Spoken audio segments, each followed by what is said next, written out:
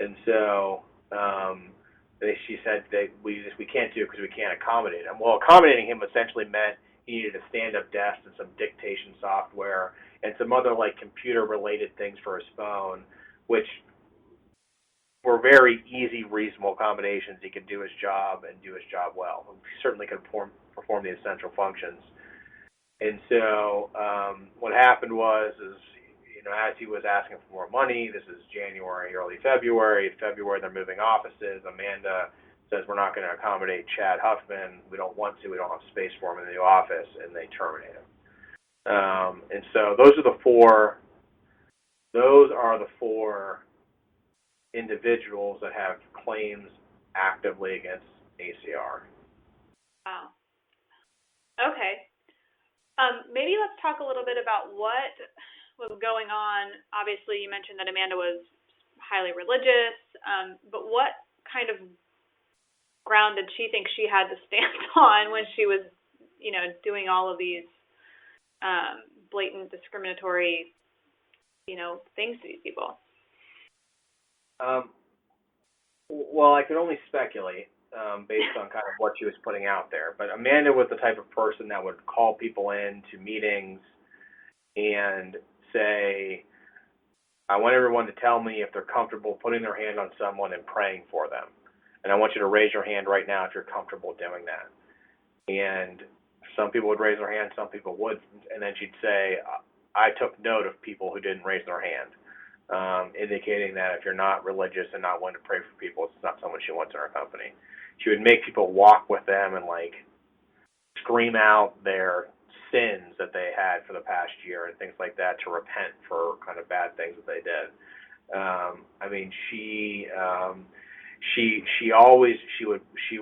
She would make posts where Donald Trump would say he's supporting religious rights and said Donald Trump will protect me from anything that I do based on my religious beliefs. And so I don't have any good answer for that other than I think that she thinks she's entitled to do whatever she wants based upon her religious beliefs, which is just wrong.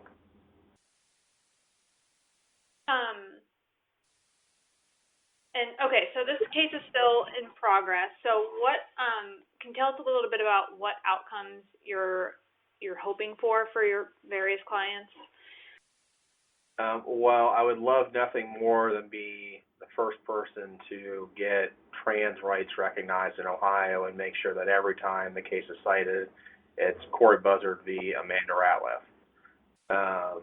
And so obviously although Ohio law follows federal law, Ohio law has not specifically recognized transgender rights under its anti-discrimination statutes. And although I think it's inevitable and it's a logical step, it's just been an area of dispute that the Supreme Court has now settled. So it's now about expanding the federal law, which Ohio law follows and says that it follows and says it has the same rights as federal law, getting Ohio to recognize this right that was previously disputed about whether or not it was covered by Title VII. So that's goal number one. And goal number two is obviously holding Amanda accountable and making her recognize that her doing whatever she thinks whatever she wants to do based upon her religious beliefs is not an appropriate way to run a company. You have to do so in a non-discriminatory manner, despite what your personal religious beliefs are or what your personal religious beliefs call for. If your religion is discriminatory, that doesn't mean you can act discriminatory in the workplace. Got it. Okay. So you gave my clients money. Right. Okay, so you gave us some takeaways here, which I think you pretty well covered. But the first is trans rights are protected. And we talked a little bit about just now about how that's sort of true in Ohio. Trans rights, I would say LGBTQ rights are Yeah. protected in Ohio. Okay. Okay. Um, and then your next one is you are protected for speaking out against trans rights. So that would be Sherry in this case, I suppose. But do you want to elaborate on that a little bit? Yeah, I mean, similar to, I don't know if we talked about the hit case before, but I previously had a case against a guy named Aaron Gostanian that was resolved, where Aaron was a guy that wanted to turn his properties from black back into white, and we had recordings of him saying stuff like this. And my guy said, you can't do that, and I'm not going to do that. And he refused to do that and kept renting to black people, and he was then retaliated against. And so the message is, if you observe any sort of discriminatory conduct by your employer or superiors, you are protected if you speak up. The right thing to do is speak up. You are protected if you speak up under Ohio law. And if you are terminated or an adverse action is taken against you because you speak up, you are entitled to redress for whatever that conduct is. Perfect. Okay, let's wrap this one up and talk a little bit about why Cooper Elliott is uniquely qualified to represent victims of discrimination. Well, we support victims of discrimination. We have individuals in our firm who are on boards of minority rights organizations, including trans rights. And it's an area that has not been focused on, that we think it's time that the state of Ohio recognizes as a clearly established prohibition against Ohio citizens. So in the workplace. Perfect. Are there any resources available to victims that you might direct them to if it turns out that you aren't able to represent them? In Ohio, I mean, the OCRC is always your best. Is always your best source. That's where you go to file complaints. If you believe you've been a victim of discrimination or retaliation, or would like to make a complaint about it. Okay. All right. Well, I don't have any further questions for this topic. Kim, do you have anything you'd like to add? Nope. That was good stuff. Yeah, I think this will be a great article, and we can. I do remember the discriminatory landlord article. I believe we can link to that one too. So just for our records here. Okay, cool. Let's talk about Chamberlain.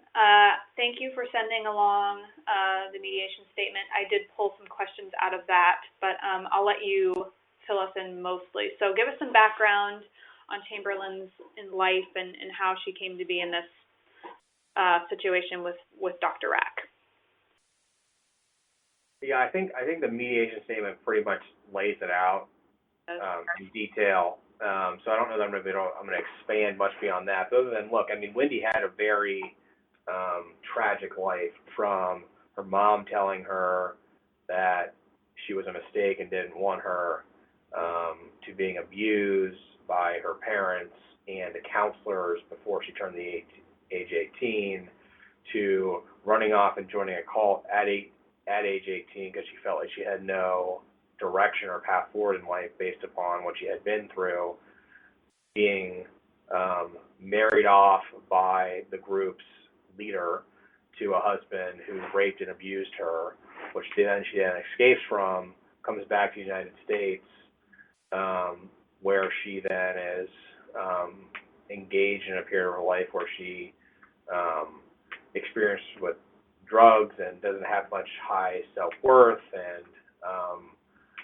eventually gets to a point where after her significant other passes away, turns her life around, goes to medical school, pays for it all by herself, is trying to reestablish relationships with her kids that were taken from her by her abusive husband. She successfully does that. She becomes a successful pathologist at Cleveland Clinic, but understands that with job stressors and all that she's been through, it's probably good, and she's probably ready for some counseling to help get her through her prior 40 years of torment. And she does that originally with a psychologist who ends up abusing her as part of that relationship. But she maintained a good friendship with him, and he actually helped transition her to somebody else who he thought would be beneficial to her, and that's Dr. Rack. And then so she specifically goes to Dr. Rack to, one, kind of help with her past issues, but also kind of help understand what exposes her to these circumstances in her life where she may be taken advantage of,